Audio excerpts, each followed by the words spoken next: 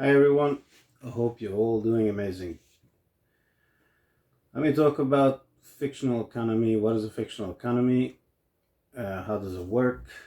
And because we're currently living in a fictional economy, there exists two types of fictional economy. One fictional economy that we have experienced in the early 2000s, and it crashed in a way, which was a bubble.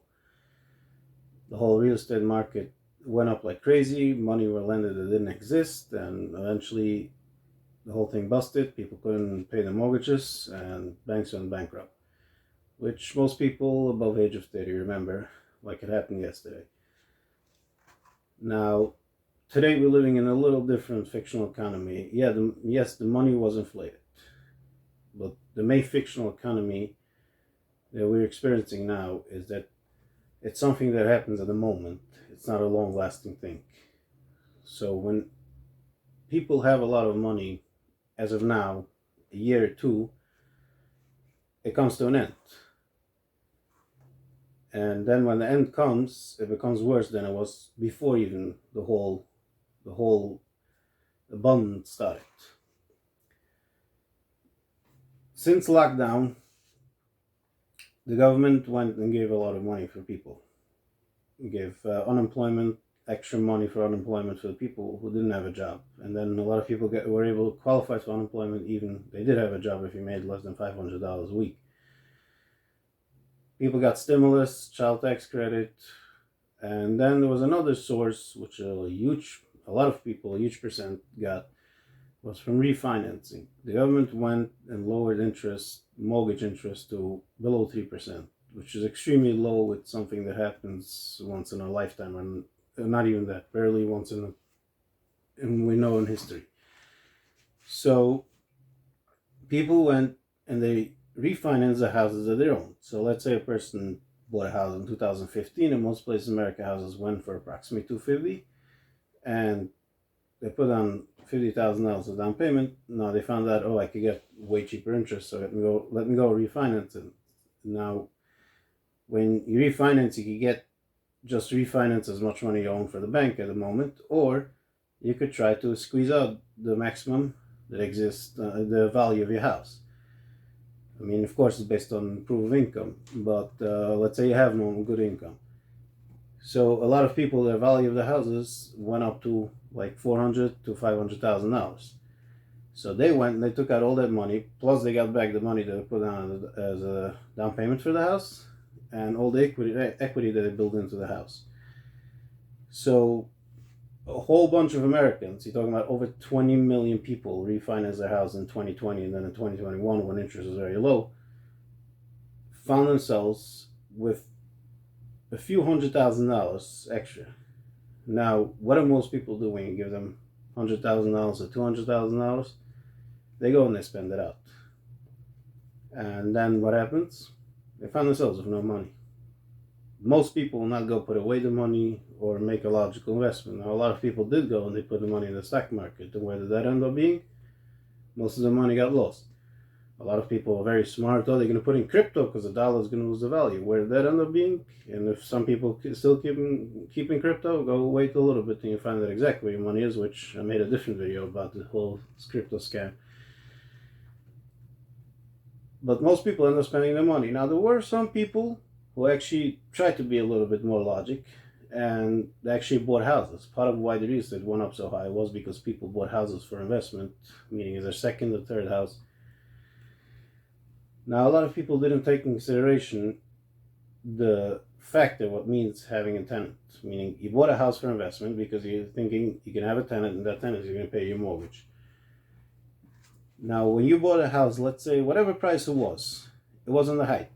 So first of all, that house was literally a year before you bought it was like worth $250, somewhere between $250 and $300,000, and now you pay like $450 to $500,000, which makes absolutely no sense for real estate to jump up like that. Now, the main thing is about rent. When you bought a house, let's say your mortgage, property tax, and liability insurance is $2,500 a month, and you have one tenant or two tenants, you end up getting total, let's say, only $2,200 a month. It means you have to put in $300 every month just to keep the house going. Now, some people will say it's worth doing it because in the long run, real estate will go up. You'll be able to sell it for way more, or the rent will go up and the tenants will pay it more. So the first 2 years you struggle and then you make bigger in return. Now, that's not realistic when houses went up from 250 to 400, like doubled or 70% up in a period of a year or a year and a half. It just doesn't make any sense. It's not going to continue going that way. It's going to go and go, and then it's going to bust. And the main thing is that a lot of people first bought houses, they didn't even inspect the house, and then they found out they have to put in so much money, and every month it keeps on causing them more and more money. And a lot of people bought a house, and now they find themselves in a situation where a year ago you had enough money, but because of inflation, your life costs went up so high, even if you still have an income, it's still not bringing in enough money to go to give that extra money to boost into the real estate that you invested in.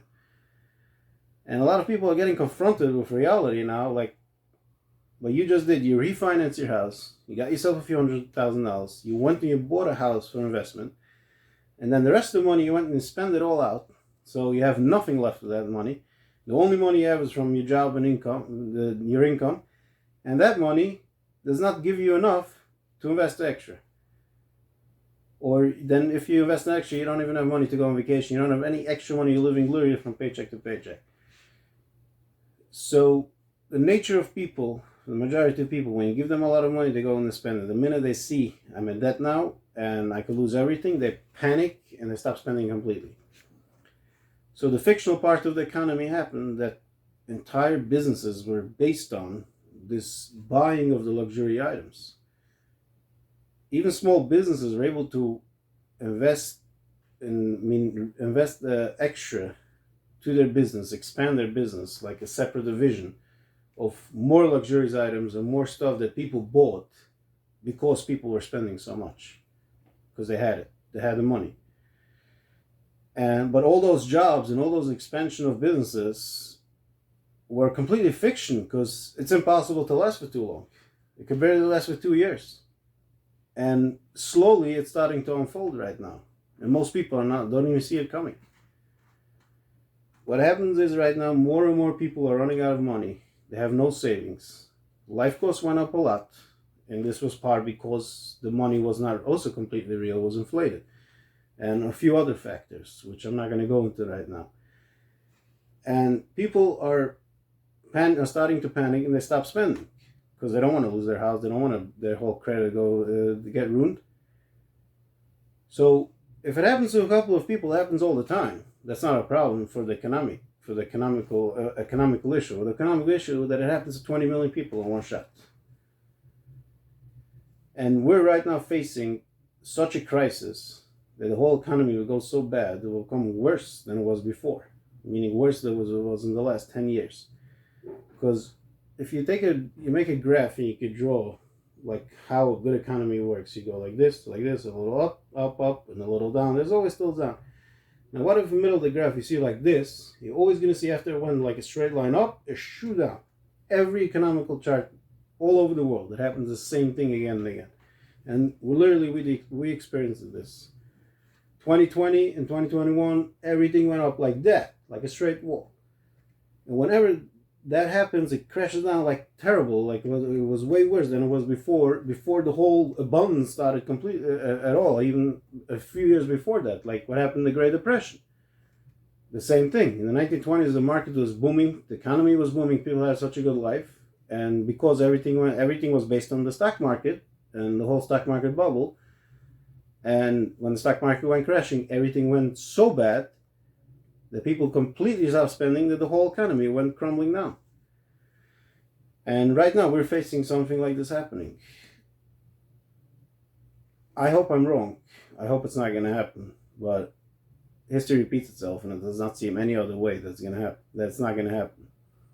And I hope in 2 years from now, someone will be able to come over to me and say, look, you said that this is going to happen, and nothing happened. The economy went good. Because I'm not wishing for anyone to go through this experience of a great recession, of another 08 crash, but we are sadly heading in that direction, and it's not so visible to most people, and I do understand because most people don't even see it. It's very hard to see when something is so good that to face reality and say, no, this is fiction, it's not real, because it didn't come from people producing and consistently slowly growing themselves and consistently have an income, and that's why they started spending. It didn't come from that, because when it comes from that, then it could go on for a long time. It just happened like boom. So you gave people a lot of money, they spend it out. They spend it out, there's no money. There's no money, they stop spending, and now they have to pay back the debt. Everything goes crashing down the drain.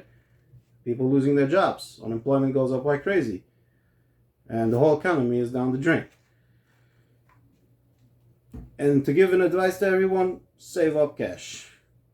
Now you can ask, why save up cash? You see that money is losing the value all the time. Like, let's say I have $10,000 last year, $20,000 last year, and I have it saved up till now. I was able to buy way more stuff back then, a year ago. Not even back that long ago. I'm talking about a year ago from now. Yeah, but what if you saved up $20,000 and you lose your job? What if you find yourself in a financial crisis, but you have saved up that $10,000, $20,000? Now, you're not going to be so panicking. You're not going to panic so much. You're not going to be in that much of a crisis because you have some money to go along on a life until things are straightening out. Versus a person that didn't have any savings because the money is getting inflated, has nothing. Now, all those people who invested in cryptocurrency because they had the money, go look where they ended up right now. And whatever happened in crypto is about to happen way worse. And it doesn't mean it's going to happen right now, but usually the crypto I see is following the stock market. Literally, the stock market goes down, Tesla goes down. So if the economy goes down, the stock market will go down, and that will follow crypto.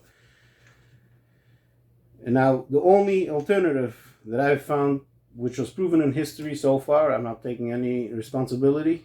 I'm not taking any responsibility in any investment you do. I'm not telling you the stock market is going to go crash. It just seems like it's heading in that direction. But you're responsible for your own investment. Is gold and silver. So far, every time the dollar got too inflated, gold and silver went up. And so far, it never went down. So if it's not going to go up, it's not going to go down. So it's an alternative to put away cash. You can buy gold and silver, actually keeping it in your house or in a safe somewhere hidden. And then if you need it, you can go sell it to buy a pawn shop. So you have the cash to go along in life. Or store food. A lot of people are storing long-lasting food. And you can go online and search how to preserve food. And there's a lot of food that lasts very long. Just store food. And if you keep that stuff, it will help because you're anyways going to eat next year. So might as well buy it now so you're going to get it for a cheaper price. Because most probably it's going to go up till the next year.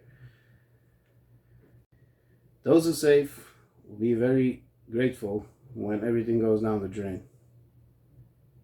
So I hope in 2 years from now you'll be able to tell me I was not right and nothing happened. But that's the way it seems like it's going to. What is happening right now, it's like very quietly, slowly unfolding. And I wish you all good luck. Enjoy.